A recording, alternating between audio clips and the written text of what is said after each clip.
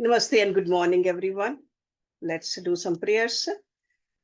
Om Guru Brahma, Guru Vishnu, Guru Devo Maheshwara, Guru Sakshat Parbrahma, Tasmai Shri Guruve Namaha. Om Bhur Bhavaswaha, Tat Savitra Varenayam, Bhargo Devasya Dhimahi, Diyo Yo Naha Prachodayat, Asto Ma Sadgamya, Tamso Ma Jyotirgamya, Mrityurma Amritam Gamya. ओम सहनावतु सहनौभुनक्तु सवीर्यं करवावै तेजस्वी नावधीतमस्तु मा विद्विषावहि। ओम शांति शांति शांति। Let's open our Yoga Vashishta books. We are on Sarg number 50 and this is a Upasham Prakarana, page number 453. So if you have the books.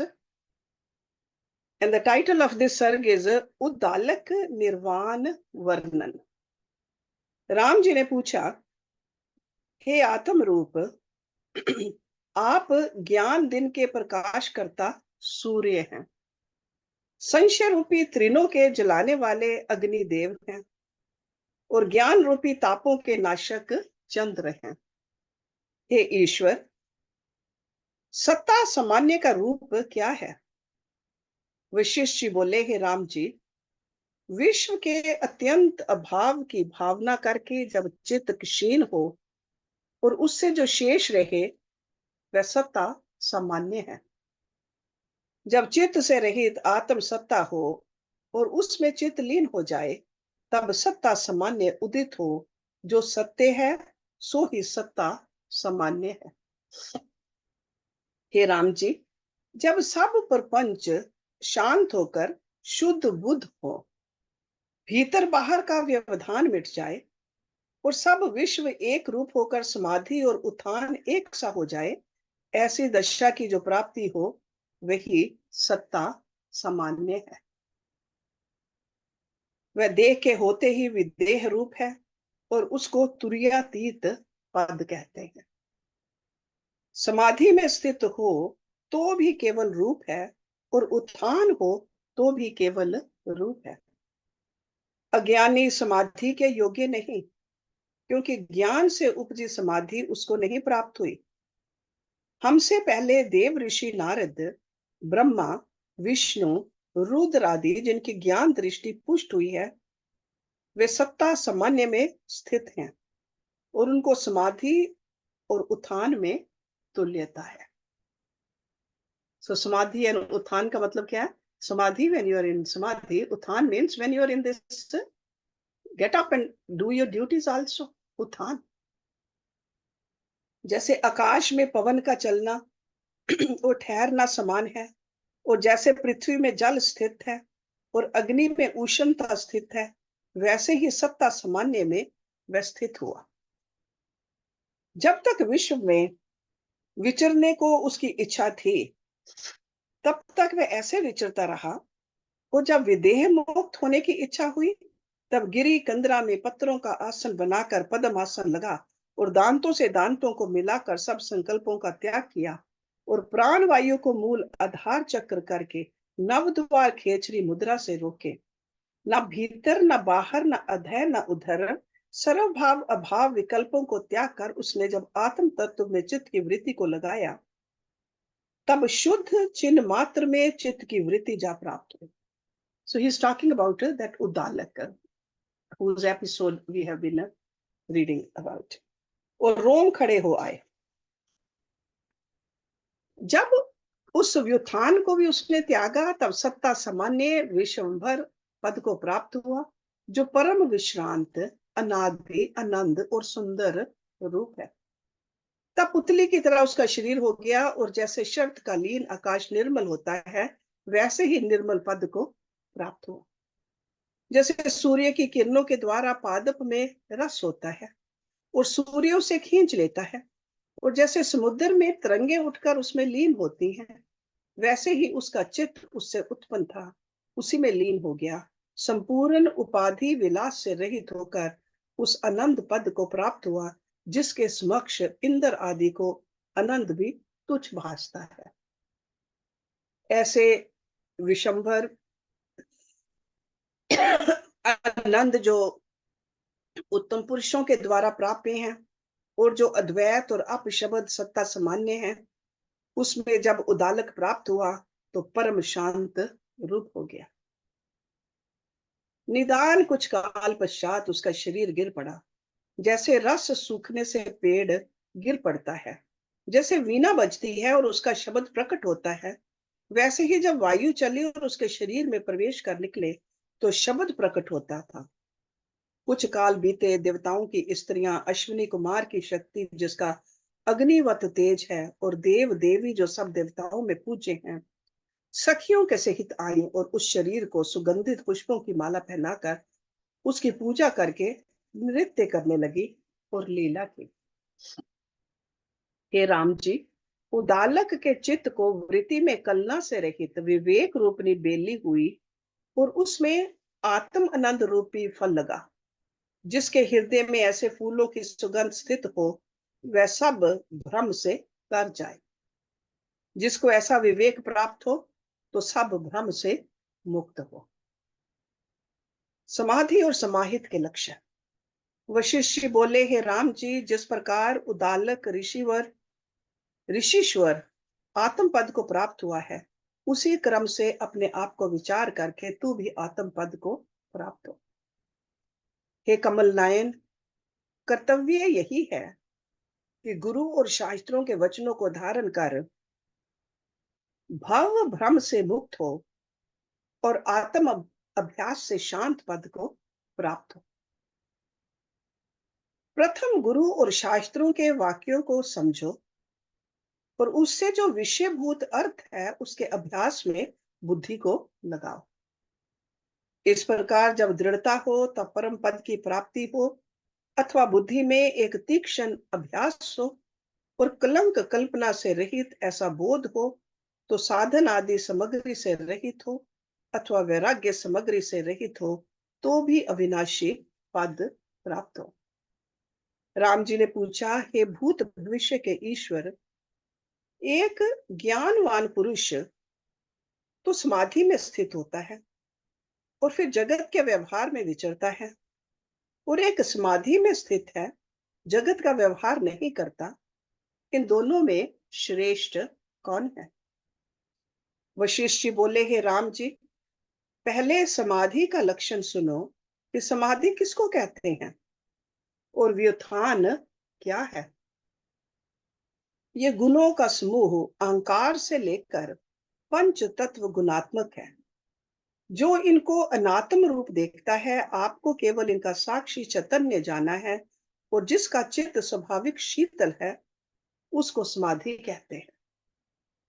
जो मैत्री, करुणा, अमान्यता आदि गुणों में स्थित हुआ है और जिसका मन आत्म विषय से शांति को प्राप्त होता है, उसको समाधि कहते हैं। हे राम जी, जिसका ऐसे निश्चय होता है कि मैं शुद्ध चिदानंद स्वरूप दृश्य के संबंध से रहित हूं, वह चाहे वन में रहे अथवा गृह में, दोनों स्थान उसको तुल्य हैं और वे दोनों पुरुष तुल्य हैं। अंतःकरण का शीतल होना बड़े तपों का अनंत फल है। हे राम जी, जो इंद्रियों का शमन करके बैठा है और मन से लौकिक पदार्थों का चिंतन करता है, उसकी समाधि मिथ्या है। वह उन्मत्तवत नृत्य करता है, और जिसके मन में कोई वासना नहीं और व्यवहार करता है, उसको बुद्धिमानों की समाधि के तुल्य जानो। कोई ज्ञानी व्यवहार करता है और कोई ज्ञानवान व्यवहार को त्याग कर वन में समाधि लगाकर स्थित तो बैठा है, पर दोनों निश्चय से परम पद को प्राप्त होते हैं, इसमें संशय नहीं। ज्ञानी निर्वाह हेतु पुरुषार्थ करता भी है तो भी अकर्ता है, और अज्ञानी जो करता भी नहीं, वह वासना से कर्तव्य भाव को प्राप्त होता है। जैसे कोई पुरुष कथा सुनने बैठा हो और उसका मन अन्यत्र निकल गया हो, तो सुनता भी नहीं सुनता, वैसे ही ज्ञानवान का चित्त आत्म पद की ओर लगा है, इससे वह करता भी करता नहीं है, क्योंकि उसको कर्तृत्व का अभिमान नहीं होता। धन वासना सहित ज्ञानी सब इंद्रियों को स्थित करके सो गया है, तो उसको स्वप्न आए और पर्वत से गर्त में आपको गिरा देखे तो कष्ट पाता है। इससे जहां वासना है वहां क्षोभ भी है, और जहां कुछ वासना नहीं वहां शांति है। हे राम जी, जिसमें कर्तृत्व का अभिमान नहीं और निश्चय से आपको अकर्ता जानता है, उसको केवली भाव से समाधि में स्थित जानो। और जिसमें कर्तृत्व अभिमान है और समाधि में बैठा है, तो भी उसको व्युत्थान जानो। हे राम जी, चित्त के चलाने का कारण स्मृति है। जो स्मृति जगत को लेकर समाधि लगा बैठता है, तो भी चित्त वासना से फैल जाता है। जैसे बीज से अंकुर निकलता है और फैल जाता है, वैसे ही मन में जो वासना होती है उसमें चित्त फैल जाता है और संसारिक वासना मन से जाती रहती है। संसार का सतत भाव निवृत्त हो जाता है, तो चित्त अचल हो जाता है। हे राम जी, जिस चित्त से वासना नष्ट होती है उसको अचल स्थिति कहते हैं। वह ध्यान में केवली भाव में स्थित होता है। और जिसके चित्त में सदा वासना फुरती है उसको सदा क्षोभ होता है। इससे वासना त्याग कर तुम परम पद को प्राप्त हो। हे राम जी, जिस चित्त में वासना गंध होती है उसमें कर्तृत्व का अभिमान भी फुरता है और उससे सदा दुखी होता है। वासना के क्षीण होने पर मुक्त होता है। जिस पुरुष के चित्त से जगत की आस्था निवृत्त हुई है और जो वीत शोक हुआ है, वह स्वस्थ आत्मा है, उसको समाधि कहते हैं। हे राम जी, जिसके हृदय से संसार का राग द्वेष मिट गया है और जो शांति को प्राप्त हुआ है, उसको सदिव्य समाधि कहते हैं। इससे चित्त में जो पदार्थ भावना है उसको त्याग कर अपने स्वभाव में स्थित हो। तब गृह में रहो अथवा वन में जाओ, दोनों तुमको तुल्य हैं। हे राम जी, जो गृह में स्थित है और चित्त समाहित है और अहंकार के दोष से रहित है, उसको कुटुंब और जनों के समूह भी वनवत है। ज्ञानी को गृह और वन तुल्य है, और देह अभिमानी जो अज्ञानी है वह वन में जाए और समाधि लगा बैठे, पर चित्त की वृत्ति विषयों की ओर रहती है, तो वह जगत के समूह को देखता है अथवा सुषुप्ति में जड़भूत हो जाता है। ये राम जी, चित्त उत्थान में स्वरूप से गिरा हुआ जगत भ्रम दिखाता है, और जब चित्त निर्वाण आत्मा में स्थित होता है तब उपशम होता है। हे राम जी, जो पुरुष सब भाव पदार्थों से आत्मा को अतीत जानता है वह समाहित चित्त कहा जाता है, और जिसको जागृत जगत स्वप्नवत भासता है वह समाहित चित्त कहा जाता है। वह पुरुष जन समूह में रहता है तो भी उसका संबंध किसी से नहीं। उद्भव और संशय रूपी वायु से उसकी बुद्धि रूपनी पक्ष ने चलाई मान हुई कि बड़ा अनर्थ है, मैं जीवों को कष्ट देता हूं, इससे मैं इनको धन दूं और कष्ट ना दूं। जैसे तिलों को तेली पेरता है वैसे ही मैं पापियों को कष्ट देता हूं। दुष्टों को कष्ट दिए बिना राज्य नहीं चलता। जैसे जल बिना नदी का प्रभाव नहीं चलता, और यदि दंड देता हूं तो वे दुख पाते हैं। मैं क्या करूं, दोनों बातों में कष्ट है। हे राम जी, ऐसे विचार में राजा बहुत भ्रमता रहा। एक दिन उसके गृह में मांडव मुनि आए, जैसे इंद्र के घर में नारद आए। तब राजा ने भली प्रकार उनका पूजन किया और संदेहवान होकर पूछा, हे भगवान, आप सर्वधर्म वेता हैं, आपके आने से मैं बड़े आनंद को प्राप्त हुआ हूँ। जैसे वसंत ऋतु से पृथ्वी प्रफुल्लित होती है, वैसे ही मैं प्रफुल्लित हुआ हूँ। मैं भी अब अपने आप को पुण्यवान जानता हूँ कि मैं भी पुण्यवानों में प्रसिद्ध होऊंगा, क्योंकि आप मेरे गृह में आए। जैसे सूर्य उदय से प्रकाश हो जाता है, वैसे ही मैं आपके दर्शन से प्रसन्न हुआ हूँ। हे भगवान, मुझको एक संशय है, उसका निवारण करने को आप ही योग्य हैं। जैसे सूर्योदय होने से अंधकार नष्ट हो जाता है, वैसे ही आपसे मेरा संशय अवश्य निवृत्त होगा। जो कई महापुरुषों का संग करता है, उसका संशय अवश्य निवृत्त होता है। संशय ही सब दुखों का कारण है। इससे मेरे संशय का शमन आप करिए। मुझे ये संशय है कि यदि कोई दुष्ट कर्म करता है, तो उसको मैं दंड देता हूँ, और जब उसको दुखी देखता हूँ, तो दया लगती है। जैसे सिंह नख से हाथी को खींचता है, वैसे ये संशय मुझको खींचता है। इससे वही उपाय कहिए जिससे मुझको समता प्राप्त हो। जैसे सूर्य को किरणें सर्व स्थल सम होती हैं, वैसे ही इष्ट अनिष्ट में मैं सम हूं। कृपा करके मुझसे वही उपाय कहिए। मांडव बोले, हे राजन, ये तो बहुत सुगम है और अपने अधीन है। आपसे ही सिद्ध होता है और अपने ही गृह में है। हे राजन, सब उपाधि मन में उठती है। वह मन तुच्छ है और विचार करने से निवृत्त हो जाता है। जैसे उष्णता से हिम जल रूप हो जाता है, वैसे ही विचार करने से सब मनन भाव लीन हो जाता है। जो हर्ष शोक के वश नहीं होता, वह समाहित चित्त कहा जाता है। जो पुरुष सबको आत्म रूप देखता है, चित्त को नहीं ताकता, भविष्य की इच्छा नहीं करता और वर्तमान में राग द्वेष रहित होकर विचरता है, वह समाहित चित्त कहा जाता है। हे राम जी, जो पुरुष संसार की पूर्वा पर गति को देखकर हंसता है, समपद में स्थित होता है और किसी में ममता नहीं करता, वह समाहित चित्त कहा जाता है। जो पुरुष अहम ममता से और संसार की विभाग कलना से रहित है और जिससे चेतन अचेतन भाव नहीं फुरता, वह पुरुष सत्य है और आकाश की भांति स्वच्छ निर्मल है और राग द्वेष क्रोध विकारों से काष्ठ लोष्ट समान हो रहता है। वह सब भूतों को अपने समान देखता है और अन्यों के द्रव्य को देखकर ढा नहीं करता। वह स्वभाव से ही उसे नहीं चाहता, द्वंद के भय से नहीं त्यागता। ऐसे जो देखता है और अहंकार से रहित होता है, वह ना संसार के सत्य भाव को देखता है, ना असत्य भाव को देखता है, ना ज्ञात को देखता है, ना अज्ञात को देखता है, ना जड़ को देखता है, ना चेतन को देखता है। वह तो केवल अद्वैत तत्व देखता है। वह महाशांत पद में स्थित है।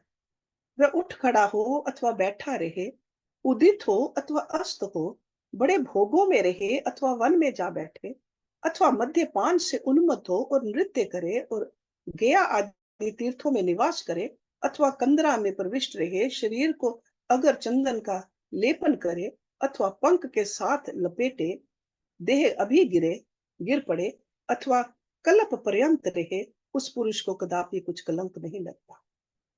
जैसे सुवर्ण को कीच के मिलाप से दोष नहीं लगता, वैसे ही ज्ञानवान को कर्तृत्व का दोष नहीं लगता। हे राम जी, इस संवित को अहंता ही कलंक है।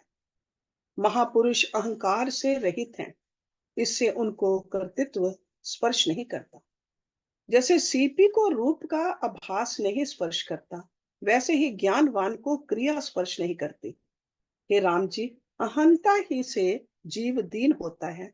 जब अहंता फूटती है, तब अनेक प्रकार के दुख सुख देखता है और जन्मों की परंपरा देखता है और भय पाता है। जैसे किसी को रज्जू में पन्नग भासता है और भय पाता है, पर जब भली प्रकार दीपक के प्रकाश से देखता है, तब भ्रम निवृत्त होता है। वैसे ही अहंता से ये दुख पाता है और अहंता के शांत होने पर शांति पाता है। हे राम जी, ज्ञानी जो कुछ कर्म करता, खाता पीता, लेता देता, हवन करता है, उसमें अहंता का अभिमान नहीं। इससे करने में उसका कुछ अर्थ सिद्ध नहीं होता, और जो नहीं करता उसमें भी कुछ अभिमान नहीं। अतः करने से उसको कुछ हानि नहीं होती। वह अपने स्वभाव में स्थित है और जगत को द्वैत भाव से नहीं देखता, सबको आत्म भाव से देखता है। अतः उसे कर्म स्पर्श नहीं करते। चित्त ही दृश्य स्वरूपता का धारक। वशिष्ठ जी बोले, हे राम जी, चित्त आदि जो विश्व है वह वास्तव में आत्मा से भिन्न नहीं है। आत्म रूपी मिर्चा है, उससे चित्त अहंता रूपी देश काल तीक्ष्णता भिन्न नहीं। जैसे ईख से मधुरता भिन्न नहीं, वैसे आत्मा से विश्व भिन्न नहीं। जैसे पत्थर में कठोरता है, वैसे ही आत्मा में विश्व है। जैसे पर्वत में जड़ता होती है, वैसे ही आत्मा में अहंता होती है। जैसे जल में द्रवता होती है, वैसे ही आत्मा में अहंता आदि होती है। जैसे फूल फल टास पादप से भिन्न नहीं होते, वैसे ही आत्मा में अहंता आदि अभेद होते हैं। जैसे तीक्ष्णता मिर्चों से भिन्न नहीं होती, वैसे ही चित्त अहंता रूपी देश काल आत्मा से भिन्न नहीं। जैसे अग्नि में उष्णता, हिम में शीतलता, सूर्य में प्रकाश और गुड़ में मधुरता होती है, वैसे ही आत्मा में विश्व होता है। जैसे अमृत में स्वाद होता है, वैसे ही आत्मा में देश काल होते हैं। हे राम जी, जैसे मणि में प्रकाश होता है, वैसे आत्मा में अहंता होती है। और जैसे जल तरंगे भिन्न नहीं होती, वैसे आत्मा से अहंता आदि भिन्न नहीं होती। जो कुछ विश्व भासता है वह आत्म तत्व का प्रकाश है। जो अनंत आत्मा सब में पूर्ण है और एक ही ईश्वर भाव में स्थित महाघन शिला की तरह स्थित है, उससे भिन्न कुछ नहीं। जैसे आकाश अपने भाव में स्थित है, वैसे ही सत्य केवल आत्मा में स्थित है और अपने आप से निर्वेद है, पर वेदना भी उससे नहीं। जैसे जल ही लहर होकर भासता है, वैसे ही आत्मा वेदना रूप होकर भासती है। और जैसे जल में द्रवता और पवन में चलना भासता है, वैसे ही ज्ञान रूप आत्मा में अहंता से देश काल विश्व भासता है। हे राम जी, जीवों का जीना ज्ञान से होता है और ज्ञान सत्ता चैतन्य रूप है। चिन्ह मात्र और जीवों में रंच मात्र भी कुछ भेद नहीं। जैसे ज्ञान चैतन्य सत्ता और जीव में भेद नहीं, वैसे ही ज्ञाता और विश्व में कुछ भेद नहीं। एक ही अखंड सत्ता यथावत स्थित है। हे राम जी, सर्व सत्ता एक, अज, अनादि और आदि, अंत मध्य रहित, प्रकाश रूप, चिन्ह मात्र, अद्वैत तत्व अपने आप में स्थित है। वह अवाच्य पद है, उसमें वाणी प्रवेश नहीं कर सकती। और जितने वाक्य हैं वह उसके जताने के हेतु कहे हैं। वास्तव में द्वैत वस्तु कुछ नहीं है, एक आत्म तत्व को अपने हृदय में धारण कर स्थित हो रहो। क्रांतराज सुरत के महल में महर्षि मांडव का आगमन एवं उपदेश। वशिष्ठ जी बोले, हे राम जी, एक पुरातन इतिहास जो हुआ है वह सुनो। उत्तर दिशा में एक सुगंधित पृथ्वी है, वह मानो कपूर से लिपी हुई है और वहां सदा शिव के हंस स्थित हैं। हिमालय के शिखर पर वह कैलाश पर्वत है, जो सब पर्वतों से उत्तम और उज्जवल है। वह रुद्र के रहने का स्थान है। वहां कल्प वृक्ष लगे हैं और गंगा का प्रवाह चलता है। और भी बहुत सी बड़ी नदियां वहां चलती हैं और कमलों के सहित बहुत महासुंदर तालाब स्थित हैं। जहां बहुत मृग विहग हैं, उस हिमालय के नीचे स्वर्णवत जटा वाले क्रांत रहते हैं। जैसे वृक्ष के मूल में पिपलियकाएं रहती हैं, उस क्रांत देश का राजा सुरग मानो प्रत्यक्ष लक्ष्मी मूर्ति, वेगवान ऐसा मानो पवन की मूर्ति, वैराग्यवान मानो गजेंद्र, बुद्धिमान ऐसा मानो बृहस्पति और शुक्र के समान कवि था। राजा ऐसा था मानो इंद्र हो और धनी ऐसा मानो कुबेर हो। राजा होकर वह राज्य करता था और भली प्रकार प्रजा का पालन करता था। जो भले मार्ग में चले उनकी वह रक्षा करे, और जो पाप कर्म चोरी आदि करे उनको दंड दे, और जैसा कर्म प्राप्त हो उसमें द्वेष से रहित होकर निरत रहे। एक समय वह अपने स्थान में बैठा था, तब चित्त में विचारा, कोई पुरुष राजमार्ग में चला जाता है तो मार्ग के किसी पदार्थ से स्पंद नहीं रखता, वैसे ही उस पुरुष का अभिमान किसी में नहीं फुरता। जिस पुरुष का चित्त अंतर्मुख हुआ है वह सोए अथवा बैठे, चले अथवा देखे, उसे नगर और ग्राम सब महा वन रूप भासते हैं, और सब संसार उसको आकाश रूप भासता है। जिस पुरुष को आत्मा में प्रीति हुई है वह अंतर्मुखी कहलाता है, और जिसका हृदय आत्म ज्ञान से शीतल हुआ है उसको सब संसार शीतल रूप भासता है। जब तक वह जीता है तब तक विगत ज्वर होकर जीता है, और जिसका हृदय तृष्णा से दग्ध है उसको सब संसार दावाग्नि से जलता भासता है। हे राम जी, ये सब संसार चित्त में स्थित है। जैसी भावना चित्त में होती है उसके अनुसार संसार भासता है। स्वर्ग, पृथ्वी, लोक, पाताल, वायु, नदियां, आकाश, देश, काल, जो कुछ संसार है वह सब चित्त में है, और वही बाहर विस्तार पाकर भासता है। जैसे वट के बीज से वट फैल जाता है, वैसे ही चित्त में संसार का विस्तार होता है। बाहर जो सूर्य आदि भासते हैं वे भी चित्त के भीतर स्थित हैं। जैसे फूल खिलता है उसके भीतर की सुगंध बाहर भासती है, और वास्तव में ना कुछ भीतर है ना बाहर है। जैसा किंचन होता है वैसा ही चैत्यता से फुरता है। यूं ही वही सत्ता जगत रूप होकर भासती है। जगत सब आत्म रूप है, और ना कोई सत्य है ना असत्य है, एक आत्म सत्ता यथावत स्थित है। जो ज्ञानवान पुरुष हैं उनको सदा ऐसे ही भासता है। हे राम जी, जिसके हृदय में शांति है उसको सब जगत शांति रूप है, और जिसका हृदय देह अभिमान में स्थित है वह नष्ट होता है और भय पाता है, किसी और से उसको शांति नहीं प्राप्त होती। वह स्वर्ग, पृथ्वी, लोक, पताल, वायु, आकाश, पर्वत, नदियां, देश काल सबको प्रलय काल की अग्निवत जलते देखता है। जिसके हृदय में पाप होता है उसको सब जगत तपता भासता है, पर आत्मज्ञानी को शांत रूप भासता है। जैसे अंधे को सब जगत तम रूप भासता है, और नेत्रों वाले को सब जगत प्रकाश रूप भासता है। हे राम जी, जिस पुरुष को आत्म पद की प्रतीति हुई है और इंद्रियों से कर्म भी करता है उसका ताप भी निवृत्त हो जाता है। जैसे शरद ऋतु के आगमन से कोहरा छंट जाता है, वैसे ही विचार करने से मनन भाव नष्ट हो जाता है। विचार करो कि मैं कौन हूं, इंद्रियां क्या है, भुवन क्या है, और जन्म मरण किसको कहते हैं। इस विचार से जब तुम अपने स्वभाव में स्थित होगे तब तुमको हर्ष, शोक, क्रोध और राग द्वेष विचलित ना कर सकेगा। जैसे पवन से पर्वत उड़ नहीं जाता वैसे ही तुम अडिग रहोगे। हे राजन, आत्मबोध होने पर मन मनन भाव को त्याग देगा और तुम संताप रहित होकर स्वरूप को प्राप्त होंगे। जैसे तरंग भाव मिटने से वारी निर्मल होता है वैसे ही तुम अचल होगे और मन धर्म भी रहेगा, परंतु मध्य से अज्ञान नष्ट हो जाएगा, आत्म सत्ता भाव आ जाएगा। जैसे काल वही रहता है परंतु ऋतु बदल जाती है, वैसे ही मन वही रहेगा परंतु स्वभाव बदल जाएगा।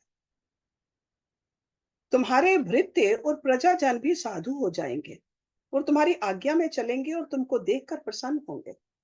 हे भूपते, जब तुमको विवेक रूपी दीपक से आत्मा रूपी मणि मिलेगा तब तुम्हारी महत्ता सुमेरु, सिंधु और अंबर से भी अधिक होगी।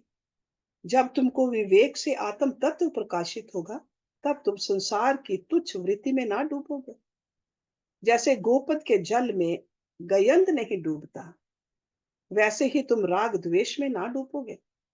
जिसको देह अभिमान है और चित्त में इच्छा है उसकी वृत्ति क्षुद्र जगत की ओर उन्मत्त है।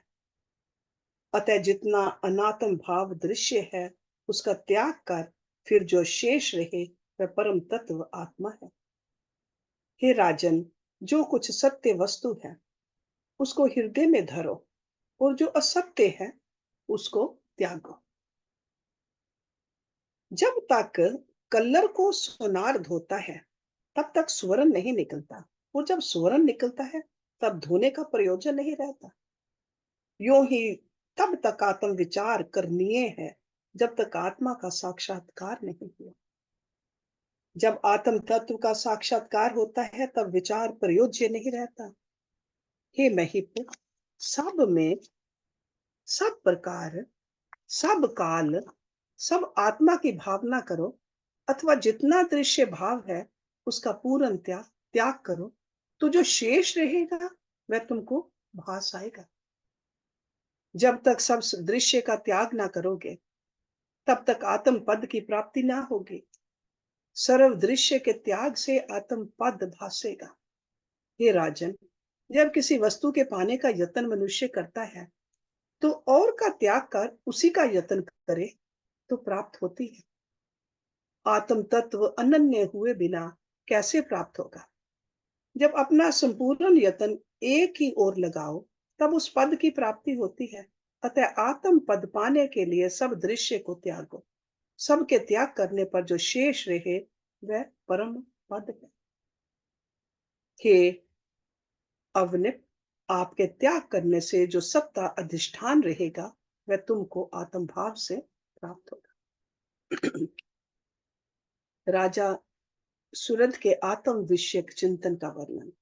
वशिष्ठ बोले, हे राम जी, इस प्रकार कहकर मांडव मुनि अपने स्थान को गए। तब सुरग राजा एकांत में बैठकर विचार करने लगा कि मैं कौन हूं। ना मैं सुमेरु हूं, ना मेरा सुमेरु है। ना मैं भुवन हूं, ना मेरा भुवन है। ना मैं भूमि हूं, ना मेरी भूमि है। ना मैं क्रांत मंडल हूं और ना मेरा क्रांत मंडल है, क्योंकि ये अपने भाव में स्थित है, मेरे भाव से तो नहीं। जो मैं ना हूं तो भी ये जैसे का तैसा स्थित है, तो ये मेरा कैसे हो और मैं इसका कैसे हूं? ना मैं नगर हूं, ना मेरा नगर है। गज, अश्व, मंदिर, धन, वनिता, पुत्र आदि जो कुछ पदार्थ हैं वे ना मेरे हैं और ना मैं इनका हूं। इनमें असक्त होना वृथा है। इनमें मेरा कुछ संबंध नहीं। जितने भोगों के समूह हैं ये ना मैं हूं, ना ये मेरे हैं। भृत्य और क्लत्र सब अपने भाव से सिद्ध हैं, मेरा इनसे संबंध कुछ नहीं। ना मैं राजा हूं, ना मेरा राज्य है। मैं एकाएकी शरीर मात्र हूं और इसमें मैं ममत्व करता हूं तो वृथा है। शरीर में जो मैं अहम करता हूं वह भी अज्ञान है, क्योंकि हाथ पैर आदि का स्वरूप भिन्न है। ना ये मैं हूं, ना ये मेरे हैं। इनमें मेरा शब्द कुछ नहीं। ये रक्त मांस हाड़ आदि रूप हैं, वह मैं नहीं। ये जड़ है और मैं चेतन हूं, इसके साथ मेरा कैसे संबंध हो? जैसे जल का स्पर्श कमल को नहीं होता, वैसे ही इसका स्पर्श मुझको नहीं। ना मैं कर्म इंद्रियां हूं, ना मेरी कर्म इंद्रियां हैं। ये जड़ है, मैं चैतन्य हूं। ना मैं ज्ञान इंद्रियां हूं, ना मेरी ज्ञान इंद्रियां हैं। इनसे परे मन है, वह भी मैं नहीं, क्योंकि ये जड़ है। मन, बुद्धि, चित्त और अहंकार ये सब अनात्म रूप है। मेरा इनके साथ अविद्या का संबंध है। भ्रांति से मैं इनको अपना स्वरूप जानता था, पर ये सब भूतों का कार्य है। इनके पीछे चेतन जीव है, जो चेतन दृश्य को चेतने वाला है। वह चेतन चेतना भी मैं नहीं।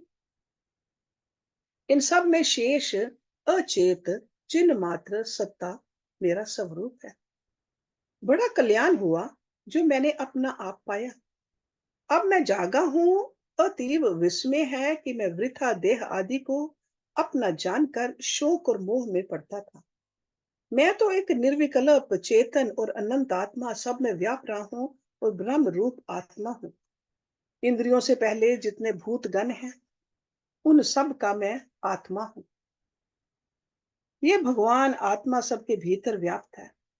जैसे सबके भीतर पांच तत्व होते हैं, वैसे ही ये चेतन रूप सर्वभाव को भर रहा है और सर्वभावों में व्याप रहा है।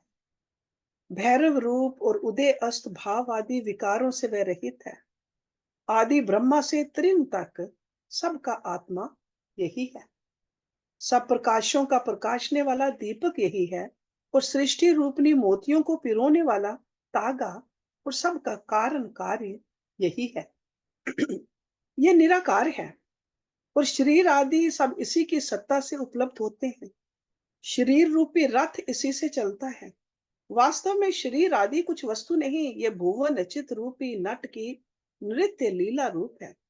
चित्त में भुवन फुरता है, वास्तव में और कुछ वस्तु नहीं। बड़ा कष्ट है कि मैं वृथा संग्रह असंग्रह की चिंता करता था। ये गुणों का प्रवाह है, इसमें मैं क्यों शोक प्राप्त होता हूँ। अति विचित्र है कि असत्य भ्रम सत्य हो मुझको दिखाई देता था। अब मैं निश्चय करके संप्रबोध हुआ हूँ, और मेरी दूरदृष्टि दूर हुई है। दृष्टि की जो अलग दृष्टि है वह अब मैंने देखी है, और जो कुछ प्राप्य था वह मैंने पाया है, और अचैत्य चिन्ह मात्र को प्राप्त हुआ हूँ। जो कुछ दृश्य है उसको मैं स्वरूप से देखता हूँ, और मेरा अहम मम दुख नष्ट हुआ है। मैं चिदानंद पूर्ण और नित्य शुद्ध अनंत आत्मा अपने आप में स्थित हूँ। ग्रहण किया और त्याग किया। ये क्लेश कोई नहीं, और ना कोई दुख है ना सुख है। सर्व ब्रह्म है, और दूसरी वस्तु कुछ नहीं। मैं राग किसका करूं और द्वेष किसका हो। मैं मिथ्या मूर्ता को प्राप्त होकर दुखी होता था। अब कल्याण हुआ कि मैं अमूढ़ होकर अपने आप स्वभाव में स्थित हुआ हूँ। ऐसे आत्मा के साक्षात्कार बिना मैं दुखी था। इसके देखने पर अब किसका शोक करूं, और मोह को कैसे प्राप्त हूं। अब मैं क्या देखूं, क्या करूं और कहां स्थित हूं। ये समस्त भुवन आत्मा के प्रकाश से है, और सब आत्म रूप है। हे अतत्व रूप, तेरी दृष्टि निष्कलंक है, जिसमें तत्वों की उपाधि कुछ नहीं। मैं अब सम्यक ज्ञानवान हुआ हूँ। मेरा मुझको नमस्कार है। मैं अनंत आत्मा, अनुभव रूप, निष्कलंक, सब इच्छा भ्रम रहित, सुषुप्तिवत, शांत रूप, अचैत्य चिन्ह मात्र, सदा अपने आप में स्थित हूँ। राजा सूरत को परम पद की प्राप्ति। वशिष्ठ जी बोले, हे राम जी, क्रांत जो सुवर्ण रूप देश है उसका राजा परमानंद को प्राप्त हुआ। वह इस प्रकार विचार अभ्यास से ब्रह्म रूप हुआ, जैसे गाधी का पुत्र विश्वामित्र तपस्या करके उसी शरीर से क्षत्रिय से ब्राह्मण हुआ था। वैसे ही राजा सूर्य अभ्यास करके ब्रह्म रूप ब्रह्म बोध हुआ। और जैसे सूर्य इष्ट अनिष्ट में सम है और विगत ज्वर होकर दिनों को व्यतीत करता है, वैसे ही राग द्वेष से रहित वह राज्य कार्य करता रहा। जैसे जल ऊंची नीची भूमि में जाता है और अपना जल पाद नहीं त्यागता, सम रहता है, वैसे ही राजा हर्ष शोक रहित होकर राज्य कार्य करता रहा और स्वभाव को ना त्यागा। आत्म विचार को धारण कर उसकी वृत्ति सुषुप्तिवत हो गई, और भुवन भाव को फुरना रुक गया। जैसे वायु से रहित स्थान में दीपक प्रकाशता है, वैसे ही वह शुद्ध प्रकाश धारण किए रहा। हे राम जी, वह दया करता भी दिखाई दे, परंतु उसकी दृष्टि में कुछ दया नहीं। और दया से रहित भी औरों की ओर देखे, परंतु उसकी दृष्टि में निर्दयता नहीं।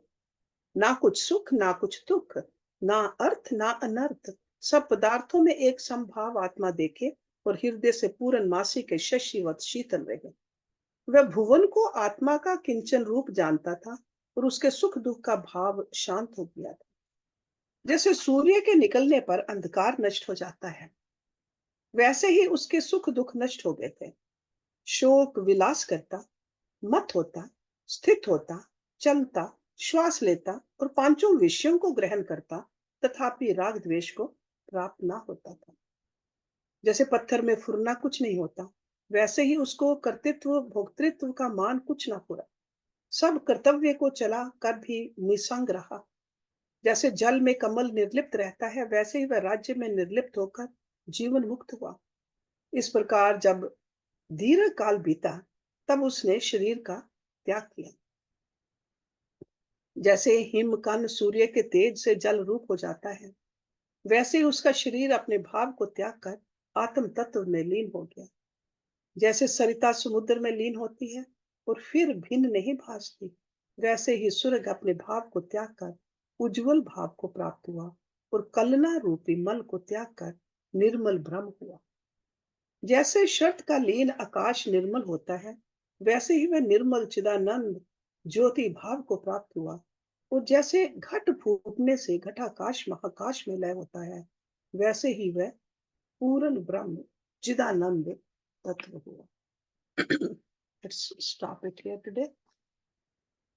ॐ पूर्णमदा पूर्णमिदं पूर्णात् पूर्णमुदच्यते पूर्णस्य पूर्णमदाय पूर्णमेवावशिष्यते। ॐ शान्ति शान्ति शान्ति। Thank you very much.